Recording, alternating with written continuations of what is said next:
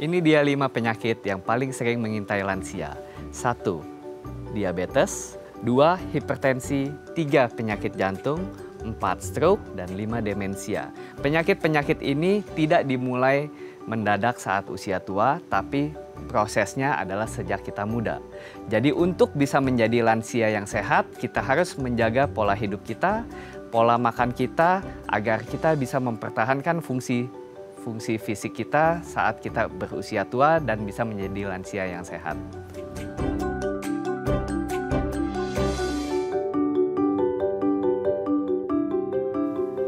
Halo pemirsa, apa kabar Anda hari ini? Senang sekali Sarah dan Matias dapat kembali menemani Anda dalam sebuah program terus inspiratif. Ini dia Bincang Sehati.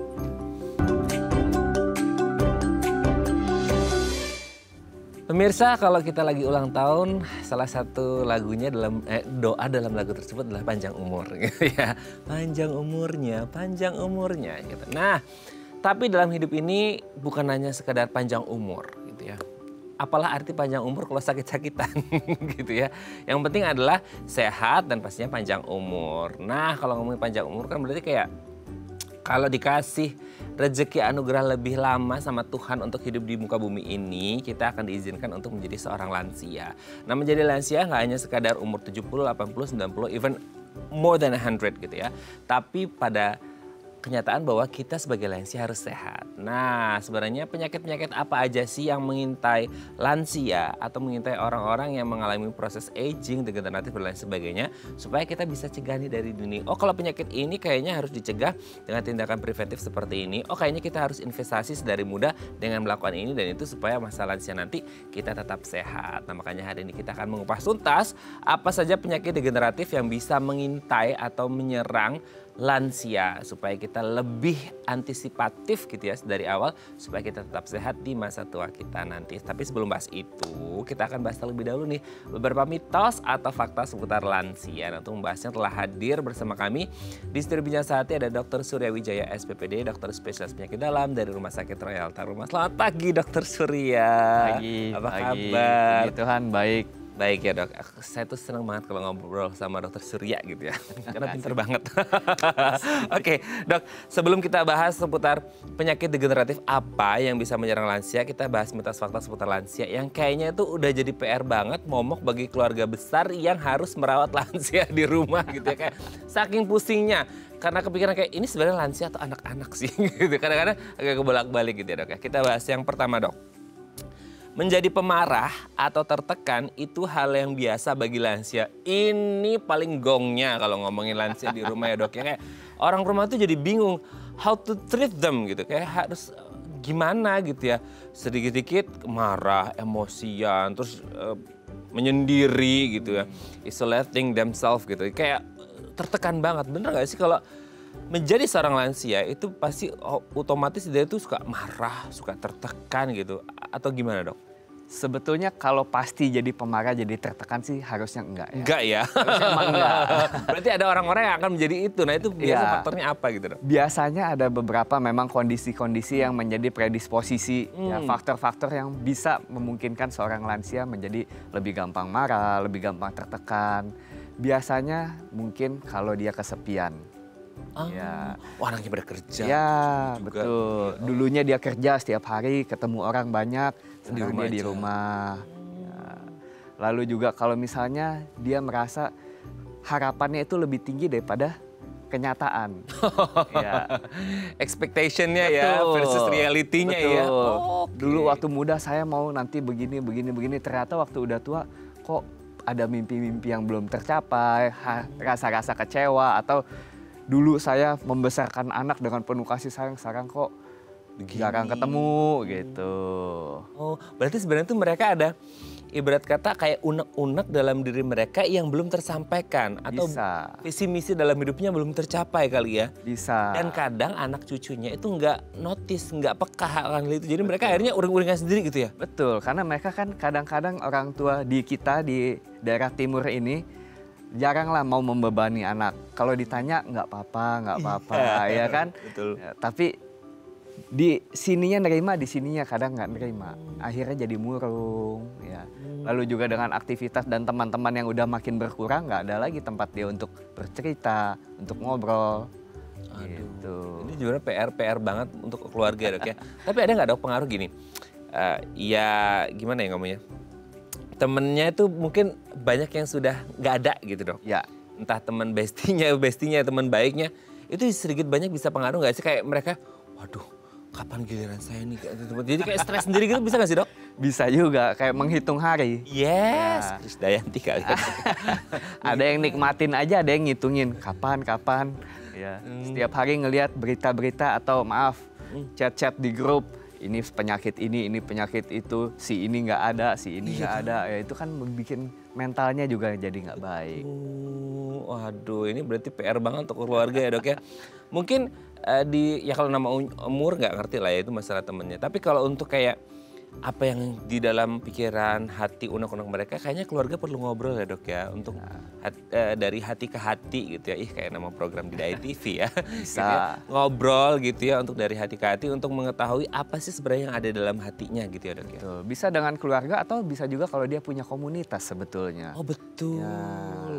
betul. Jadi komunitas lansia, entah teman ngobrol, teman jalan-jalan, itu kadang-kadang saya melihat lansia-lansia yang memiliki komunitas relatif lebih happy.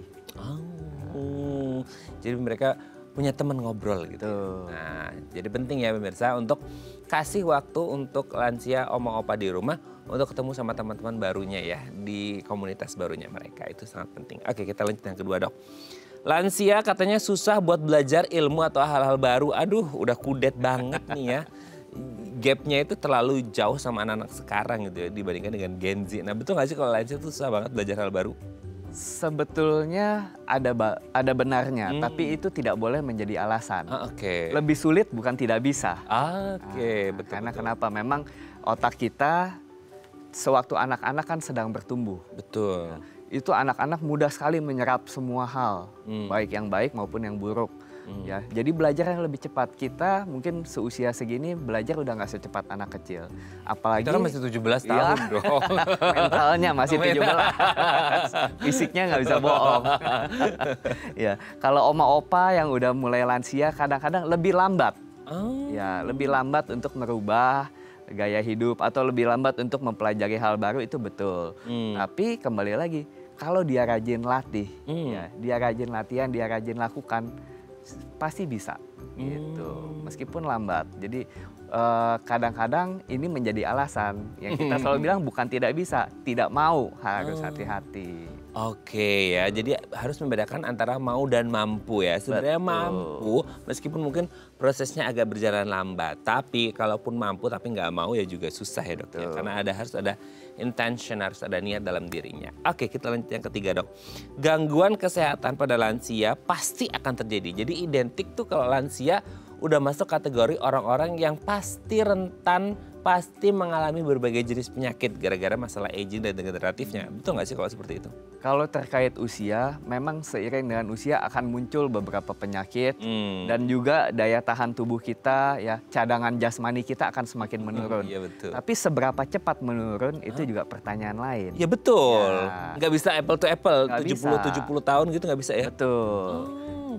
Masalah penurunan pasti terjadi, tapi kalau kita bisa menghambat supaya jangan turun terlalu cepat, ya, supaya kita bisa menjadi lansia yang masih bisa beraktivitas, masih memiliki kualitas hidup yang baik, Betul. ya, itu yang harus kita lakukan. Jadi, sorry, kayak lansia umur 70 dan 70 tahun gitu ya. Sama-sama nih A sama si B. Secara umur, secara angka mungkin sama ya, Dok ya. Tapi itu bisa jadi beda banget gak sih kondisinya kayak, wah ini kalau diukur kan ada ya, kalau nggak salah tuh, saya lupa namanya apa sih.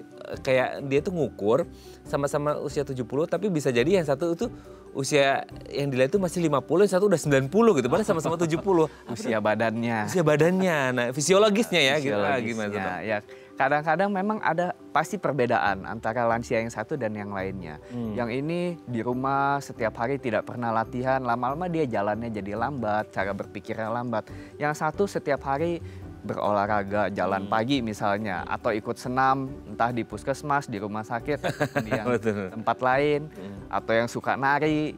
Masih banyak saya melihat ada banyak nenek-nenek masih bisa nari, masih bisa joget. Tapi ada juga yang masih umur 60, 50 udah pegel-pegel, sakit pinggang gitu. Jadi tergantung gaya hidupnya masing-masing juga. Saya mau latihan joget, Dok, biar lansia tetap bisa joget ya, sehat ya pemirsa ya. Oke Dok, kita lanjut yang keempat ya. Nah ini dia, baru ngomongin gerakan fisik, ini yang poin keempat adalah katanya nggak dianjurkan berolahraga nih lansia karena kemampuan fisiknya menurun. Takut apa ya Dok ya, kayak takut kecengklak, takut patah tulang. Karena mungkin salah satunya kan osteoporosis dan lain sebagainya. Sehingga yang dikhawatirkan adalah ketika mereka berolahraga, bisa jadi karena ya kepadatan tulangnya menurun atau karena gerakannya yang kurang lincah akhirnya malah cedera akhirnya. Nah sebenarnya lansia itu boleh berolahraga atau enggak? Lansia justru harus olahraga. Oh, harus? Harus. Waduh, sekarang kayaknya banyak yang jangan deh oma, jangan nanti bahaya gitu. Oh harus Dok? Justru harus, karena olahraga itu akan membantu metabolismenya lebih baik, akan membantu kepadatan tulangnya lebih terjaga, akan membantu kekuatan-kekuatan otot maupun refleksnya itu lebih terjaga juga. Tapi pilih olahraganya seperti apa. Nah, kalau yang awalnya tidak pernah berolahraga, jangan langsung olahraga yang ekstrim. Weightlifting lagi. Ya, serem ya. Kalau mau mulai misalnya oma opa mau mulai weightlifting, ya jangan langsung 30 kilo, 5 kilo gitu kan, 2 kilo. Tergantung setiap orang berbeda tempat bermulainya. Dan kalau bisa mungkin ada yang nemenin. Nah, supaya tadi kan kita takut jatuh nih lansia. Betul. Nah. Perlu kayak konsultasi ke dokter dulu nggak sih Dok? Kayak, oh dengan kondisi fisiknya yang dengan kemampuan seperti ini tuh kayaknya oma opa bagusnya olahraga yang ini gitu. Atau yang ini, maksudnya kayak, atau yang simpel aja deh, jalan atau jogging itu udah cukup atau gimana Dok? Untuk berkonsultasi dengan dokter mungkin ada yang perlu, ada yang tidak. Bila memiliki penyakit-penyakit tertentu misalnya sakit jantung atau riwayat stroke bisa. Tapi kalau tidak ya mungkin kita bisa jaga aja agar tetap aktif. Jalan atau jogging baik pagi ataupun sore itu hal yang baik sekali untuk orang tua. Selain membantu untuk untuk mencegah penyakit kardiovaskular, bisa mengurangi resiko pikun juga katanya kalau jalan kaki. Betul. Oh, hubungan gimana dong itu kalau pikun? Jadi jalan kaki itu katanya jalan kaki 10.000 langkah per hari selain sehat untuk tulang, untuk jantung, menurunkan resiko untuk demensia atau pikun. Wah, itu salah satu penyakit yang ditakutkan ya. Betul. Sama orang-orang menjelang lansia, makanya kalau bisa jalan aja dulu gitu ya. Wah, itu bagus ya. Murah dan banyak manfaatnya ya. Oke ya, kita lanjut yang terakhir Dok.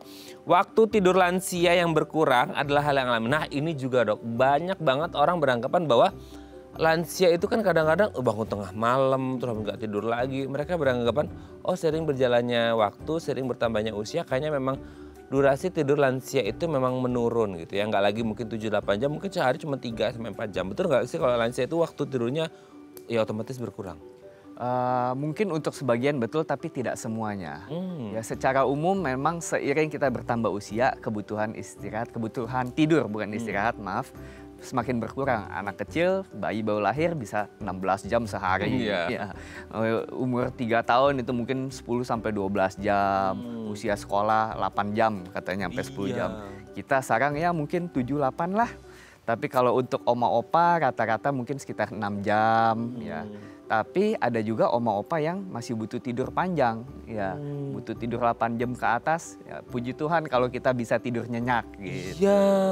Kalau saya lihat sih mungkin beberapa yang bisa berpengaruh adalah tidak adanya aktivitas.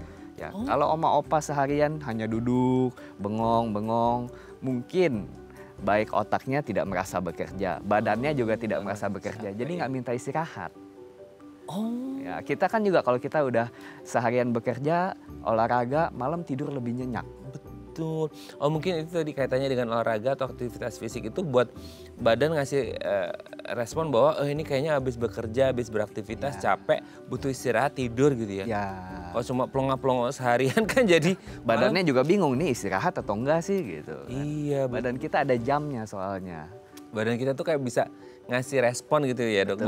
Bahwasanya oh badan butuh istirahat karena seharian beraktivitas fisik gitu ya. Nah, penting banget ya jadi pemirsa untuk para lansia ini beraktivitas supaya badan juga bisa recharge gitu ya ketika malam dan tidur sesuai dengan durasinya masing-masing. Oke, terima kasih Dokter Surya sudah terjawab atas waktunya. Nanti kita ngomongin penyakit apa aja yang bisa mengintai lansia di segmen selanjutnya, Dok ya.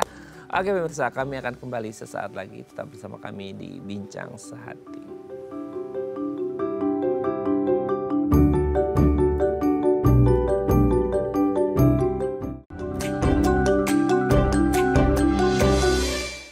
Baik, masih bersama kami di Bincang Sehati dan kita masih membahas tema kita hari ini penyakit degeneratif apa saja yang bisa mengintai lansia sehingga diharapkannya adalah doanya kita nih yang masih muda-muda ya, seumuran saya 17-20-an ini gitu ya. Kita sudah prepare dari awal supaya nanti kalau dikasih umur panjang sama Tuhan di usia lansia nanti kita tetap sehat. Ya kalau ada sedikit-sedikit meriang oke lah ya gitu. Itu kayak sehari 2 hari kelar gitu, itu normal. Tapi maksudnya nggak yang penyakit yang aduh benar-benar mengancam metabolik dan lain sebagainya gitu ya. Nah makanya hari ini kita akan mengupas tuntas itu apa saja penyakitnya dan tindakan preventifnya seperti apa. Kalau ada punya pertanyaan seputar tema kita hari ini boleh tanya-tanya di 0212903244 atau DM Instagram kami di @bincang-sehati.tv. Kita masih bersama dengan Dr. Surya Wijaya SPPD, dokter spesialis penyakit dalam dari Rumah Sakit Royal Taruma. Oke dok, lansia. Boleh nggak sih dok kasih tahu kategori lansia itu di Indonesia masih berapa sih? 65 biasa di atas 60 atau 65 lah kata-kata. Oh 60-65. Kita masih jauh lah ya dok. Jauh. Moga-moga nyampe. Moga-moga nyampe, amin. Kalau dikasih umur panjang ya dok ya. Gitu. Nah kalau dibilang bahwa usia segitu itu lansia, sebenarnya lansia yang kan gini. Soalnya biasanya kalau udah usia segitu orang kan waduh bahaya nih udah mulai sakit ini dan lain sebagainya. Nah sebelum kita ngomong penyakitnya apa aja, ciri-ciri lansia yang sehat ini seperti apa? Apakah di usia 65 masih bisa jogging, masih bisa berkuda gitu atau masih bisa wall climbing atau gimana tuh dok? Sebenarnya kalau lansia yang sehat yang penting dia masih bisa mempertahankan satu fungsi fisiknya. Untuk aktivitas secara mandiri sehari-hari. Lalu juga tadi kesehatan mental itu penting. Jadi lansia badannya sehat tapi nggak bisa tidur karena banyak pikiran, setiap hari stres, ketakutan. Nah itu kan juga tidak sehat secara mental. Lalu secara fungsional, ya mungkin dia masih bisa punya peran, entah di keluarga ataupun di lingkungan ataupun di masyarakat. Lalu juga secara sosial dia memiliki fungsi sosial yang baik, dia memiliki kemampuan untuk berkomunikasi dengan sesamanya dengan baik gitu. Oke, jadi fisik, mental, fungsional, dan sosial ya. Jadi ada 4 indikator. Apakah lansia ini bisa dibilang sehat atau enggak? Agak berat nih dok kayaknya kalau 4 ini harus terpenuhi. Kalau di Indonesia mungkin tambah satu lagi keagamaan iman gitu. Oh spiritualitasnya. Waduh. Nambah komplit lagi nih ya. Nambah susah lagi. Sehat 5 sempurna nih. Sehat 5 miliar kayaknya. Nah kalau 5 miliar kayaknya sehat ya lansianya ya. Gitu. Tapi gini dok, kalau kita ngomongin lansia, kenapa sih selama ini lansia itu selalu disebut orang-orang atau kategori orang yang dari range usia mereka tuh rentan mengalami berbagai jenis penyakit. Apa gara-gara ya gini, seiring bertambahnya waktu, robot aja yang bukan manusia itu kan ada masa pakainya ya dok ya. Hak guna pakai tubuhnya gitu, mesinnya. Nah, kalau manusia itu ibarat kata kayak ya seiring bertambahnya waktu maka akan menurun nih proses aging dan lain sebagainya. Betul seperti itu atau enggak sih? Betul. Jadi seiring kita bertambah waktu tadi mesin aja bisa karatan, ya enggak, bisa aus. Kita juga sama sebagai manusia. Ada masa pakai, waktu pakai, jumlah pakai ya. Jadi kalau wear and tear kita bilang semakin dipakai kadang-kadang semakin cepat rusak kan ada yang seperti itu ya. Tapi ada beberapa juga yang semakin dipakai semakin baik seperti tulang dan otot gitu.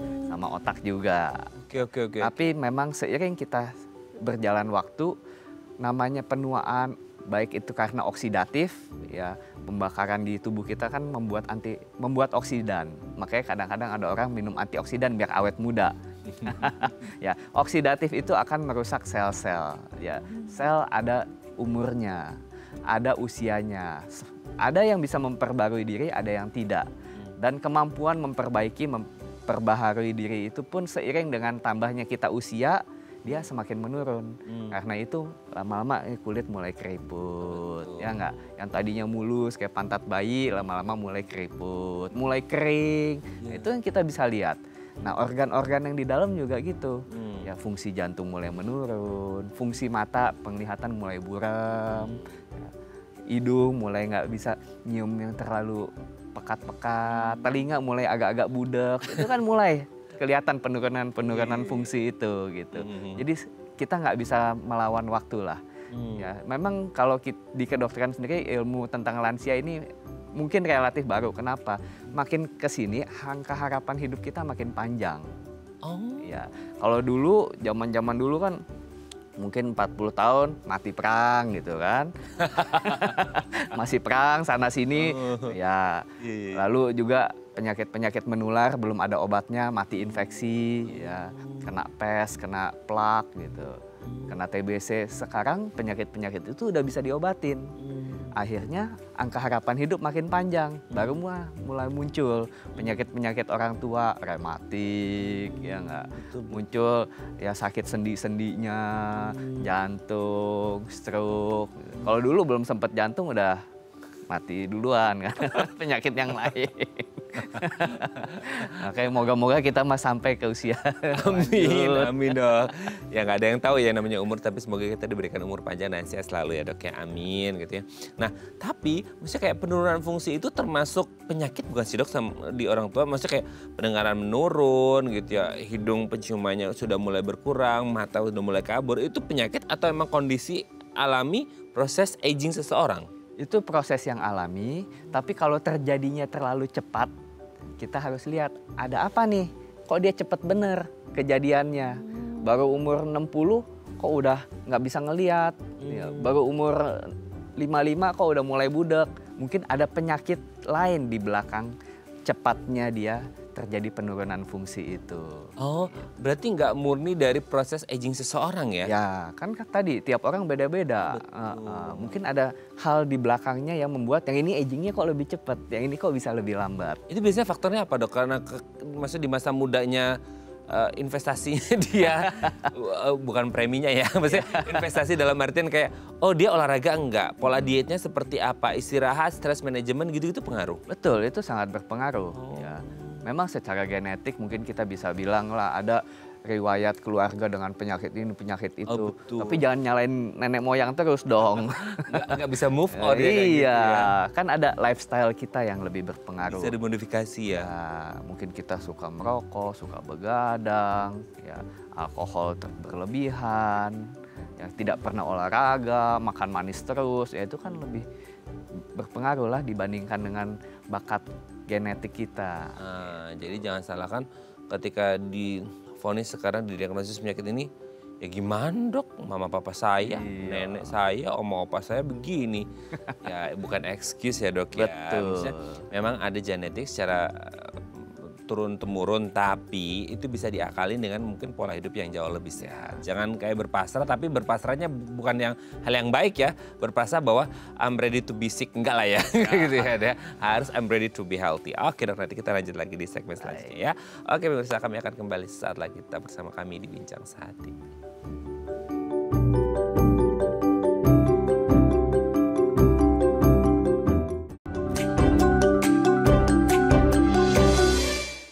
Baik, masih bersama kami di Bincang Sehati dan kita masih membahas sama kita hari ini penyakit degeneratif apa saja yang mengintai lansia. Nah, kalau Anda punya pertanyaan seputar tema kita hari ini boleh tanya-tanya di 021 290 32644 atau DM Instagram kami di @bincangsehatidaytv. Kita masih bersama dengan Dr. Surya Wijaya SPPD, dokter spesialis penyakit dalam dari Rumah Sakit Royal Taruma Jakarta ya. Oke dok, tadi kita sudah membahas bagaimana kondisi lansia meskipun nggak bisa apple to apple bahwa usia 60 sama-sama 60, yang satu bisa jaga sehat, yang satu enggak gitu ya. Karena mungkin ya apa yang mereka tanam itu yang mereka tuai, asik. Bijak banget hari ini ya. Oke, nah kalau ngomongin penyakit degeneratif, kalau tadi kan penurunan fungsi tubuh memang akan terjadi ya. Meskipun tidak semuanya berlaku seperti itu. Mungkin ada tapi derajatnya berbeda-beda gitu ya. Nah kalau penyakit degeneratif itu sendiri pada lansia itu penyakit-penyakit yang seperti apa gitu? Kalau kita ngomong penyakit degeneratif ya berarti penyakit yang berhubungan dengan penuaan ya. Sebetulnya banyak sekali ya. Apakah mau disebut penyakit atau mau disebut normal mungkin bisa kalau tidak terlalu cepat tadi. Yang kita sadari, yang bisa kita lihat ya penuaan itu kan pertama dari fisiknya. Terlihat lebih kurus, lebih keriput, kulit lebih kering. Nanti dia juga mengeluh, tadi mata mulai buram, indera-indera panca inderanya semua sudah mulai berkurang. Nah, yang kita tidak bisa lihat seperti gula darah yang meningkat, ya fungsi ginjal yang menurun, tekanan darah yang naik, ini yang tidak bisa dilihat. Nah, kita harus hati-hati untuk orang-orang tua jangan menormalisasi, oh ya ini karena saya tua lah. Nah itu harus hati-hati. Memang penurunan itu ada, tapi jangan tidak berusaha melakukan apapun untuk menghambat penurunan itu. Karena berpikir itu hal yang lumrah gitu ya. Iya, jadi hati-hati. Ya udahlah, karena udah tua begini nggak usah diapa-apain. Nah itu yang harus hati-hati. Itu kesalahan yang sering terjadi pada orang-orang usia tua. Kalau boleh di antara top 3 atau top 5 dong. Nggak tahu ya ada datanya atau enggak nih ya. Maksudnya kayak yang sering terjadi.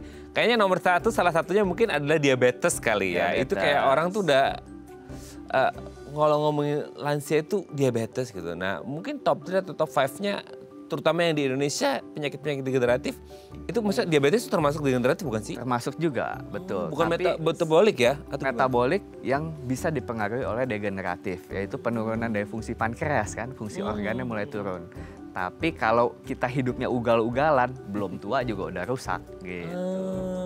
Jadi degeneratif mulai terjadi bahkan sedari kita kecil. Sedari kita muda, mulai ada degeneratif itu kan jalan terus, penuaan dari sel. Penuaan dari tubuh kita. Nah, kalau mudanya kita ugal-ugalan akan lebih cepat. Umur 40 udah diabetes banyak sekali sekarang. Ya, kalau dulu diabetes umur 50, 60, sakit jantung juga gitu. Dulu umur 50 ke atas katanya sakit jantung. Sekarang beberapa kami temui 35 tahun, 40 tahun udah serangan juga gitu. Nah, kalau kita ngomong yang paling banyak memang darah tinggi. Ya kita udah sering dengar ya. Darah tinggi itu ya. Darah tinggi, terus diabetes. Ya. Lalu juga penyakit jantung, stroke, sama mungkin yang sering dikeluhkan rematik. Ya. Tapi itu kayak normal gak sih? Itu kayak, aduh gimana ya ngomongnya, itu tuh relate banget lagi sama lansia ya. Terutama kayak hipertensi itu ya, atau rematik itu kayak, ya gimana dok, emang densitas tulangnya nurun, kepadatannya nurun, udah mulai keropos. Ya masalah usia dok, gak mungkin lah kita udah tua masih bisa lompat-lompat gitu kan, main trampolin gitu. Nah kayak hipertensi.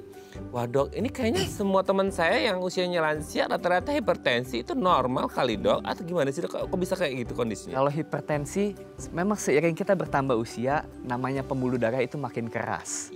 Kalau pembuluh darahnya makin keras, berarti dia makin tidak compliance, tidak nurut sama tekanan. Nah berarti makin ngelawan, tensinya makin tinggi tekanan darahnya. Tapi apakah 130, apakah 180, nah itu kan berbeda juga.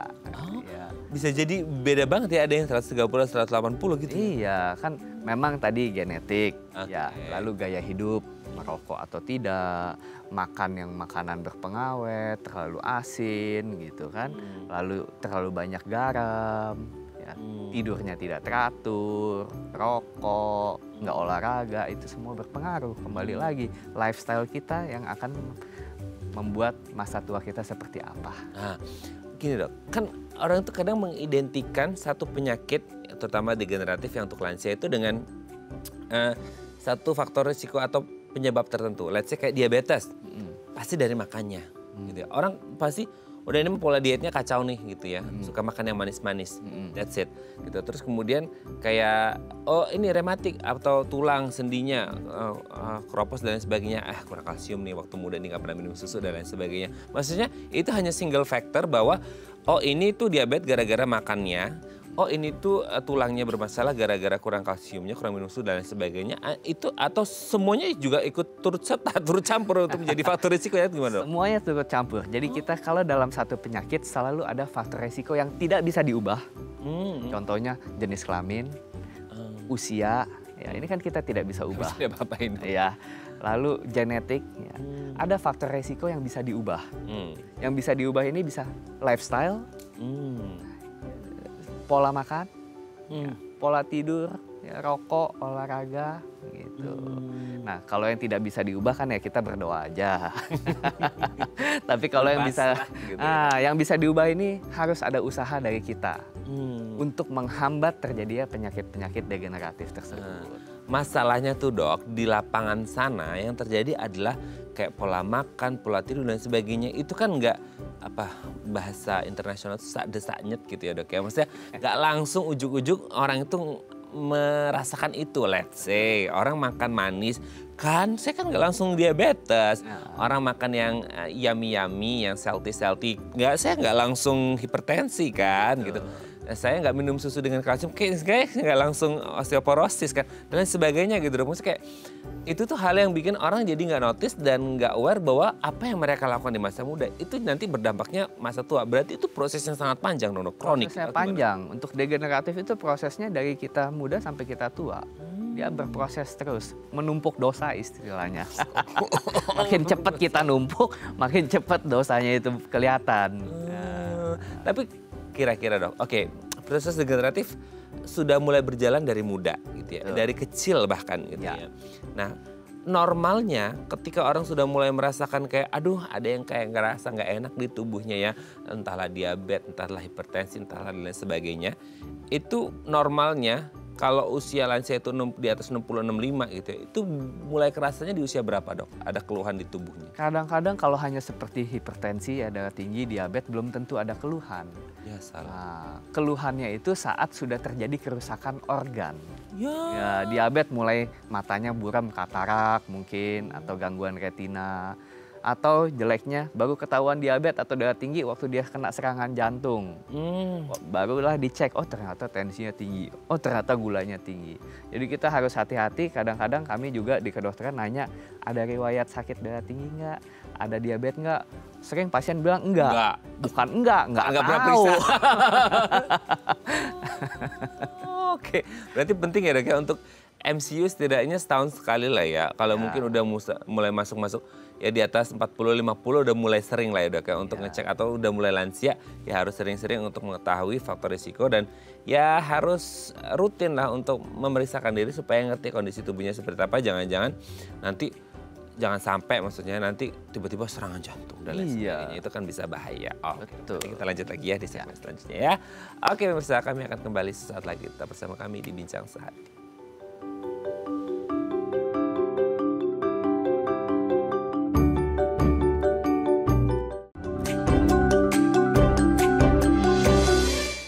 Baik, masih bersama kami di Bincang Sehati dan kita masih membahas tema kita hari ini seputar penyakit degeneratif apa saja yang mengintai lansia. Nah, kalau Anda masih punya pertanyaan seputar tema kita hari ini, monggo ya tanya-tanya di 021-290-3244 atau kalau malu telepon boleh DM Instagram di @bincang_sehati.tv.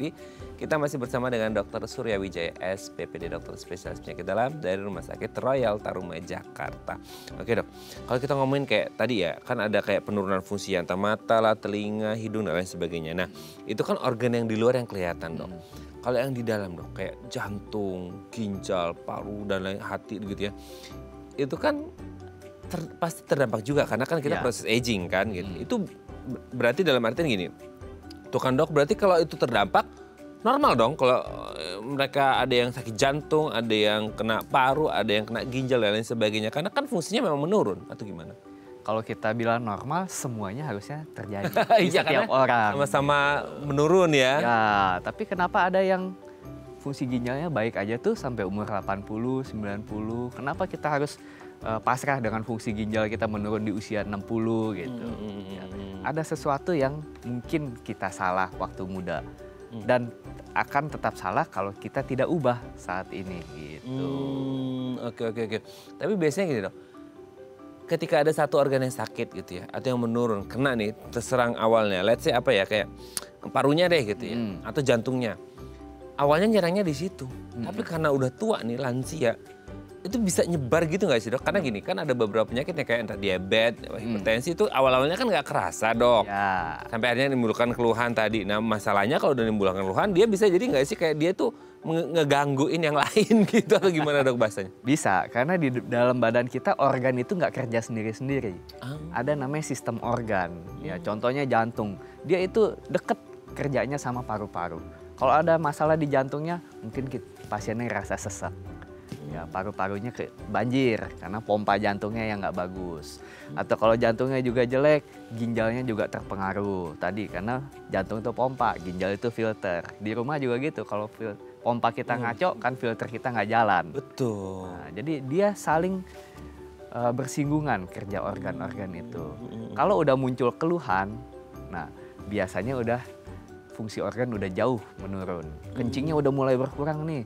Ya kita mungkin fungsi ginjalnya udah turun sekitar 70-80% gitu. Oke. Tapi itu maksudnya kayak pasti ada. Kalau maksudnya kayak satu kena pasti akan nyebar sebelum akhirnya kayak mereka belum periksa atau mereka udah periksa gitu. Jadi ya kadang susah juga sih dok, orang mereka juga kadang nggak pernah periksa. Kita nggak tahu gitu. Apakah semua organnya ini udah sama-sama tua, sama-sama rusak gitu, udah saling berteriak, tinggal nunggu siapa jatuh duluan. Ya.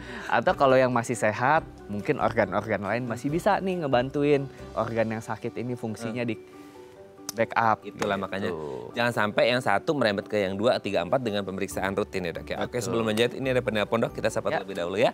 Halo, selamat pagi, dengan siapa, di mana? Dengan Mugiono di Cibinong. Bapak siapa Pak? Mugiono. Ya. Ya. Di Cibinong? Iya. Bogor ya, oke. Silakan Pak Mugiono, mau tanya apa ke dokter Surya? Ya saya mau tanya. Saya ini divonis stroke ringan. Oh, divonis stroke ringan. Ya. Dan udah berobat lebih kurang 1 tahun ini. Udah berobat terus tiap. Ini kok nggak ada perubahan, masih susah jalannya, itu gimana ya dok? Oke, dokter Surya sebelum jawab mau tanya apa ke Pak Mugiono? Stroke ringan tapi Bapak ada kesulitan untuk berjalan ya, berarti maaf ada kecacatan di badannya gitu ya? Oke, baik. Dan selama ini pengobatan hanya dengan minum obat atau Bapak ada fisioterapi, latihan dan yang lainnya? Halo? Saya pakai fisioterapi dan latihan di rumah. Latihan di rumah, oke. Minum obat juga dok? Pak Mugiono? Minum. Sekarang cara kalau dulu sering minum sitikolin sama pengencer darah. Tapi kalau sekarang ini sama dokter hanya dikasih obat darah tinggi karena kebetulan saya penyakitnya darah tinggi. Oke. Berarti ada hipertensi juga ya? Rajin Bapak untuk latihannya Pak, baik fisioterapi ataupun latihan di rumah? Latihan di rumah saya nggak. Oke. Nah itu dengan elektrik itu yang memang di seluruh tubuh itu, yang bikin kedut di tubuh pakai listrik dan dengan pramsa infrared. Oke, ada latihan fisik juga, olahraga? Ya latihannya ya di tempat tidur sambil ngangkat-ngangkat kaki, ngangkat tangan begitu. Oke, baik. Ya. Udah jelas dok? Udah Oke. jelas. Baik. Terima kasih Pak Mugiono di Cibinong Bogor. Kita akan coba jawab ya. Semoga sehat selalu Pak Mugiono ya. Selamat untuk keluarga di rumah. Terima kasih Pak Mugiono. Semoga kita doakan bersama-sama semoga Pak Mugiono segera sehat kembali ya. Gimana itu dok kondisi Pak Mugiono? Baik. Jadi sebetulnya istilah stroke ringannya dulu mungkin yang kita lihat ya. Iya. Stroke ringan sebetulnya kalau di bidang kedokteran kita biasa bilang itu namanya transient ischemic attack. Jadi stroke yang nggak jadi. Ya, ada penyumbatan di pembuluh darah otak yang kemudian dia rontok sendiri, luruh sendiri sumbatan itu. Tapi kalau sudah terjadi kerusakan organ atau kelumpuhan seperti yang dialami Pak Mugiono sebetulnya sudah masuk kriteria stroke. Nah, untuk stroke ada kerusakan di bagian otak tertentu. Kalau kita sulit bergerak, biasa itu ada kerusakan di bagian motorik yang ngatur gerakan. Ya. Nah, untuk memperbaiki gerakan ini memang butuh waktu. Kadang-kadang tidak bisa 100%. Ya. Oh, maksudnya 100% kembali seperti semula? Mungkin tidak bisa sampai 100%. Ya. Apakah dia bisa makan sendiri, apakah dia bisa jalan sendiri, apakah jalannya nyeret atau bisa tegap lagi, itu juga berbeda untuk setiap orang tergantung berapa luas daerah otak yang terkena. 2, tergantung seberapa beliau rajin latihan. Ya. Jadi otak yang rusak tidak bisa memperbaiki diri. fungsinya akan diambil alih oleh bagian otak yang lain. Ya, berarti bagian otak yang lain harus belajar. Menyesuaikan. Ya, belajar mengambil alih. Tadi kalau kita lihat anak kecil belajar jalan. Yes. 1 tahun, 1,5 tahun belajar nulis. Ya, 3-4 tahun. Kita tadi bilang orang lansia lebih sulit belajar dibandingkan dengan anak-anak. Berarti kita mungkin jangan langsung berharap 3 bulan saya udah bisa jalan lagi. Ya 1 tahun saya udah bisa nulis sendiri dengan baik. Kalau bisa puji Tuhan. Tapi kalau belum bisa jangan putus asa. Musuh utama dari orang stroke itu adalah malas dan putus asa. Saya udah latihan, saya udah rajin, tapi kok masih nggak bisa. Udahlah kayaknya nggak bisa. Jadi putus asa jangan. Ya, semakin rajin kita latihan, semakin cepat kita bisa. Ya, sama seperti waktu kita dulu belajar berhitung, belajar nulis. Yang rajin latihan, nilainya lebih bagus. Lebih cepat dia hafal, lebih cepat dia bisa. Ya, jadi kalau kita hanya latihan, menunggu dari luar, fisioterapi hanya dipijit atau disetrum-setrum, mungkin kurang. Tadi bagus Bapak Mugiono sudah melakukan latihan-latihan fisik, ngangkat-ngangkat kaki di tempat tidur. Ya, kalau bisa kita punya waktu panjang, 24 jam sehari, potonglah tidur 8 jam, makan lala-lili, 2-3 jam, kita masih punya sekitar 8 jam lagi ya. Dari 8 jam itu kalau 50%-nya aja kita latihan, untuk latihan ngangkat tangan, latihan ngangkat kaki, saya rasa akan cukup cepat ya. Tapi apakah bisa sampai 100%, kita juga tidak ada yang bisa menjamin. Ya, apakah nanti bisa jalan tapi mungkin masih kelihatan nyeret. Ngangkat tangan tapi mungkin masih kaku untuk memegang barang. Mungkin bisa, karena motorik halus itu butuh waktu lebih lama dibandingkan motorik kasar. Jadi mungkin untuk Pak Mugiono tetap lanjut berobatnya dan jangan sampai beliau putus asa. Itu dia ya.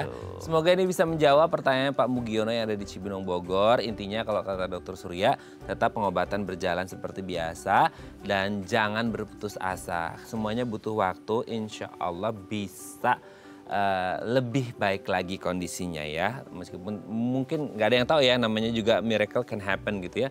Mungkin nggak tahu 100% atau gimana, tapi intinya adalah terus berusaha dan jangan pernah putus asa. Saya selalu Pak Mugiono, terima kasih sudah menghubungi kami. Oke, dan nanti kita lanjut lagi ya di segmen terakhir ya.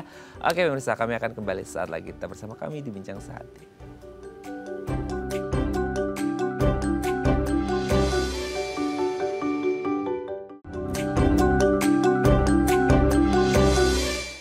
Baik, Anda masih bersama kami di Bincang Sehati dan kita masih membahas tema kita hari ini seputar penyakit degeneratif yang mengintai lansia. Masih bersama dengan Dr. Surya Wijaya SPPD, dokter spesialis penyakit dalam dari Rumah Sakit Royal Taruma, Jakarta. Oke dok, kalau akhirnya sekarang lansia sudah mulai merasakan ya, mulai tadi ya. Waduh dok, ini saya habis MCU. Alhamdulillah mereka sadar MCU gitu ya. Terus, wah gulanya segini dok, katanya tinggi. Terus tekanan darahnya segini, kolesterol. Nah ya segini-gini, LDL-nya tinggi nih dok, gitu dan lain sebagainya. Terus fungsi ginjal, paru begini-begini. Nah kalau sudah mulai ada ketahuan, meskipun akhirnya mereka kayak, enggak, saya sebenarnya nggak ada gejala dok, saya nggak ngerasain apa-apa. Tapi saya habis MCU kok keluar hasilnya sangat amazing gitu ya, gitu ya, sangat mencengangkan. Tapi saya nggak ada gejala apa-apa dok, terus saya harus ngapain? Nunggu gejalanya muncul atau gimana dok? Kalau kita mulai MCU, puji Tuhan saat ini kan dari pemerintah ada tuh program setahun sekali kalau ulang tahun katanya bisa medical check up. Kalau memang bisa berjalan dengan baik, banyak penyakit-penyakit degeneratif yang kita bisa deteksi lebih awal sebelum muncul gejala. Karena tadi begitu gejala itu muncul, organ itu udah rusak. Nah, jadi saat kita tahu oh gulanya tinggi, oh tensinya tinggi, kolesterol tinggi, berarti kita ada waktu untuk melakukan intervensi. Baik secara obat-obatan dan merubah gaya hidup. Ya, jadi dok nanti apakah kita minum obatnya harus umur hidup? Nah itu kan biasa pertanyaan juga, nanti fungsi ginjal saya rusak atau gimana? Yang mungkin kita harus ketahui penyakit-penyakit degeneratif ini bukan penyakit yang bisa sembuh. Hipertensi, diabetes itu bukan penyakit yang bisa sembuh, tapi ini penyakit yang bisa dikontrol. Ya, mungkin awal-awal kita bantu dengan memberikan obat untuk menurunkan dengan lebih cepat, sambil menunggu gaya hidupnya membantu mengontrol. Kalau gaya hidupnya pola makannya nggak bisa berubah, ya mau nggak mau obatnya itu seumur hidup. Masalahnya tuh dok, gitu ya, lansia itu sometimes mereka itu ibarat kata kayak anak-anak. Ya kembali lagi jadi orang yang picky eater gitu ya, kayak milih-milih makan. Terus keluarga juga susah buat ininya. Terus menjadi pendamping caregiver untuk oma opa di rumah juga kan PR banget ya, apalagi kalau sama-sama sibuk. Nah itu gimana, mulai dari pilihan pola dietnya lah, terus untuk keluarga di rumah yang harusnya jadi support sistemnya nggak ada, nah itu pengaruh pasti kan. Nah tadi salah satu mungkin pentingnya ada komunitas untuk lansia. Kita yang muda untuk mengerti lansia kan lebih susah. Yes. Mungkin kalau sesama lansia. Karena kita nggak pernah ada di posisi itu. Belum, iya belum. kan? Betul. Ya. Oke. Mungkin kalau dia punya peer yang seusia, yang sepemahaman, satu value lebih nyambung. Dia lihat, oh yang ini mau makan itu saya juga deh makan sehat. Yang ini mau olahraga saya juga deh olahraga. Itu yang mungkin masih agak kurang di negara kita gitu. Yaitu lansia-lansia kita belum ada tempat yang khusus untuk mereka berkumpul, beraktivitas gitu. Masih masing-masing habis pensiun di rumah aja, paling nongkrong depan rumah. Betul. Dok, ada nggak sih, maksudnya gini, ini untuk keluarganya nih, sih lebih ke keluarganya. Kadang-kala itu kita menghadapi oma opa yang sudah depresi dengan let's say kayak diabetes, hipertensi yang normally itu tidak bisa sembuh, hanya bisa terkontrol. Dan orang tuh kayak stres gara-gara mereka harus mengonsumsi obat seumur hidup selain memperbaiki pola hidupnya ya. Tapi ada nggak dok anjuran kayak untuk ke keluarga, gimana cara komunikasinya supaya oma opa ini paham bahwa ya nggak apa-apa tetap konsumsi obat, yang penting kan tetap your life gitu. Gitu. Yang penting kan bisa hidup gitu, atau gimana dok? Sebetulnya kalau saya boleh bilang, yang pertama jangan terlalu banyak takut baca-baca media sosial. Betul. Maaf sekali untuk kawan-kawan di situ, kadang-kadang ada edukasi-edukasi yang mungkin belum terlalu tepat, ya membuat kegaduhan atau keresahan di yang membaca gitu. Jadi contohnya tadi minum obat nanti kena ginjal, nah itu kan umum sekali. Kalau maaf pakai herbal tidak kena gitu, ya. Sedangkan obat-obatan yang bisa merusak ginjal ya tidak semuanya.